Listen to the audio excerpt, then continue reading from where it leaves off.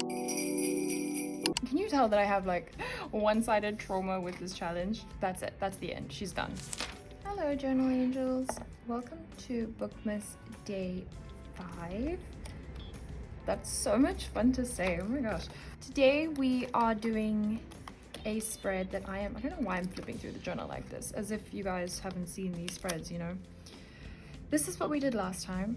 It's a where I went in the books that I've read spread. I'm still so in love with this.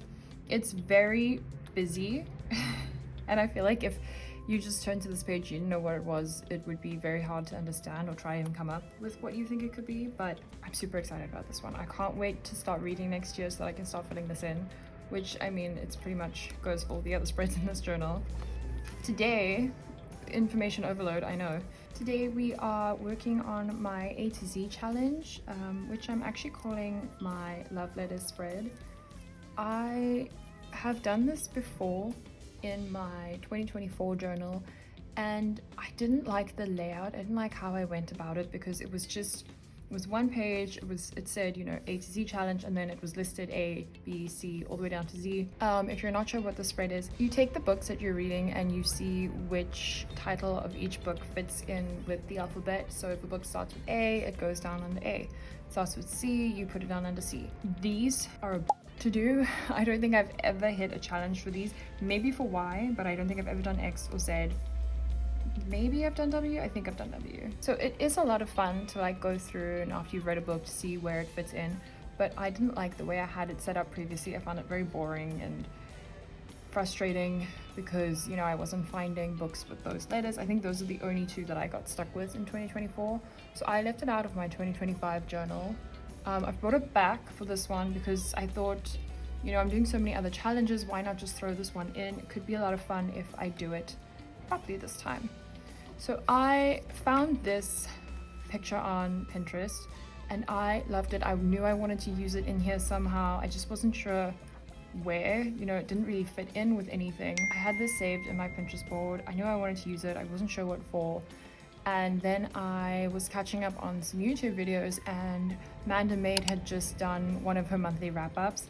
And if you haven't watched her videos, if you haven't seen her journal for this year, please go and do it. She is unbelievably talented and so freaking clever in how she does her journals. Her theme for 2025 is like a pirate theme for her reading journal, and she called the A to Z challenge Love Letters Challenge. So I 100% stole that from her because as soon as I heard her fill in some books for that month for that challenge, I remembered that I had this saved and I was like, oh my gosh, Manda, I love you. Thank you so much. So I can finally use this, and you'll see it's only on one page for here. This is something else. That's because I didn't want to do 2 pages. I really wanted to use this somehow. And you know, I can't really stick it in the middle and have the books around because it wasn't fitting the way I wanted. So I was thinking if I did a tip in over here. This is from my 2025 journal. It looks a bit banged up because I had to be so careful taking it out. I didn't want to ruin any of the signatures. So if I did a tip in and I had my cover, love letters, and you know, maybe one of these, not that one.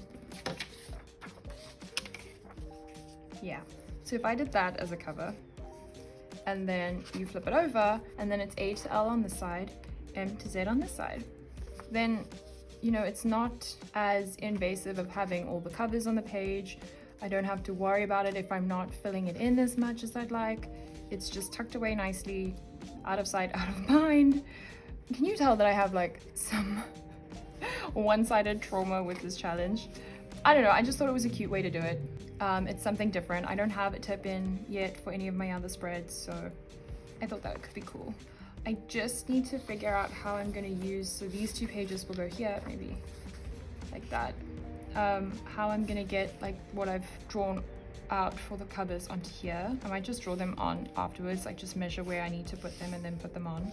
But let's take care of the first side of the tip in first. So I want to put this here obviously on the page, just glue it down, and then I will trim away the rest afterwards. Oh, mini stationery haul. I ordered some sushi for lunch and I remembered that I was running out of these stickers, so I ordered 2 more packs. And then if you watched yesterday's video, you'll know that my glue stick is running out. Like, that's it, that's the end, she's done. And I knew I had so many more spreads to film, so I went and got the 2-pack because I figured I'm gonna need them eventually. So that's my mini grocery store stationery haul. Let's just get one of these out. There we go. Now I won't run out until probably middle of next year. I think let's finish this, however much I can get out of here, which probably won't be a lot. Oh yeah, that's not gonna work. I mean, it is sticking, I just don't know how well. So let's crack open one of the new ones.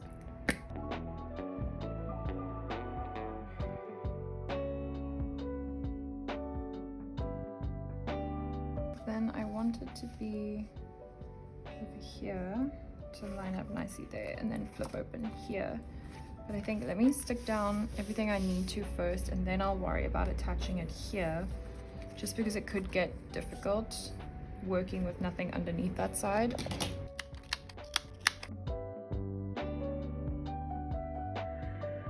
Kind of just eyeballing where the middle is here.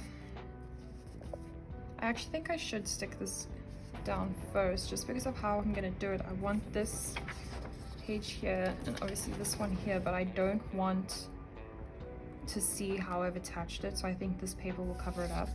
So I will attach it first. Hopefully I can do this without throwing a fit, because I don't usually do this kind of thing on camera. This is usually something I fiddle with, and it takes a while to get it right. The only thing is, now you'll see it on the spread behind this, which I'm not too crazy about, but there's nothing really I can do about it now. Oh, you're gonna see it on this page. I should have, whoops, done it. Oh, I've done this whole thing backwards now. I thought I was being so clever. Okay, hang on. Let me just pull this up slightly. I can glue it down again, it's fine. Don't want to make any like obvious bends in the page though. So then this will go here.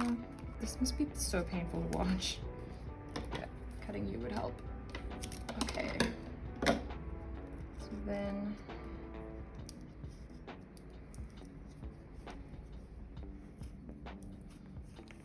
if there is an easier way to attach a tip in, please let me know, because I struggle with these so much. It's actually ridiculous. Okay, let me stick that down.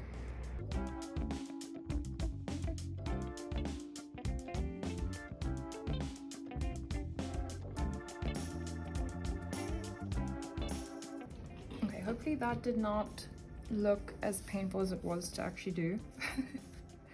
But I have my tip in.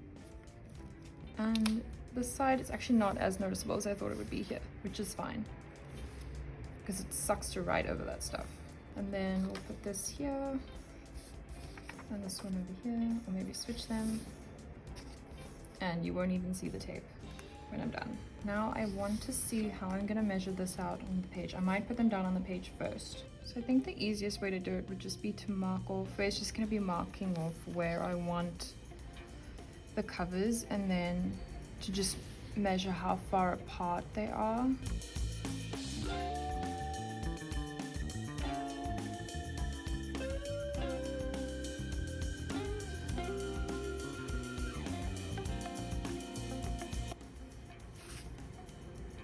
So then that's basically this and this page now, but I think I'll keep this in pencil for now, and then just as I put the book cover down, maybe erase where the square is, because I'm not sure. Let me just get a book cover example.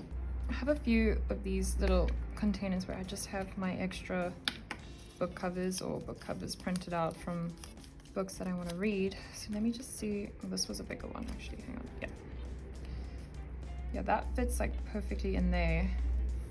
So then I don't know if I want the pen outline or if I just want pencil, and then I'll erase it as I go.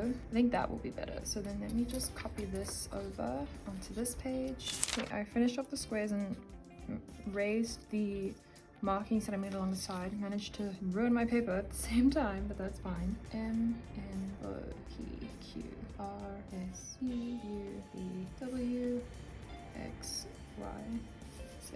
Alright, let's get these stuck down.